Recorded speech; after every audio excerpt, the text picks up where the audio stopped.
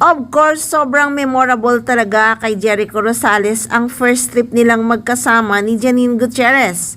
Parang nanghihinayang pa kasi siya na sa Bicol lang ang first trip nilang magkasama ni Janine. Gusto niya siguro out of country.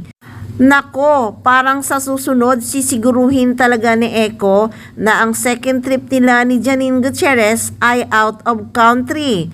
Pero syempre, mas masarap pa rin sa Pilipinas sila mag-travel. Marami kasing magagandang lugar sa Pinas na pwede nilang puntahan at mag-date.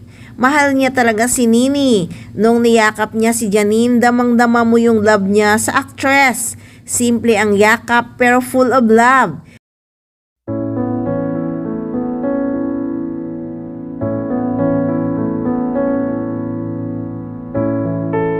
At eto pa guys, ang isang kaabang-abang kung saan magdi-date ang Ekonin sa mismong kaarawan ni Janine.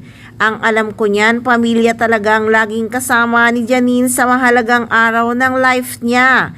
Pero syempre kung makibanding man si Jericho sa pamilya ni Janine, iba talaga yung date nilang dalawa. Si Eko kasi very romantic yan, kaya gagawa siya ng effort na ikakikilig ni Janine Gutierrez. Nakaka-excite yan at siguradong makakakuha tayo ng resibo dahil bulgara naman silang mag-date.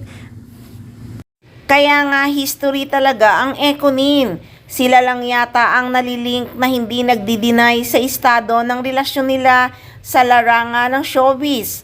Although hindi pa sila umaamin na sila na ay nakikita namang laging magkasama at nagdi-date kasi getting to know pa lang sila. Pero kami, di kami naniniwalang getting to know pa lang sila. Talagang may relasyon na ang Ekonin. Ayaw lang nilang mabas na napakabilis naman silang nagkainlaban. Diba nung kinumusta ang puso ni Eko, ang sagot talaga niya, masayang masaya. Gano'ng kasaya ang puso mo ngayon? Dali. Masayang masaya. Ayan. Thank you, Eko.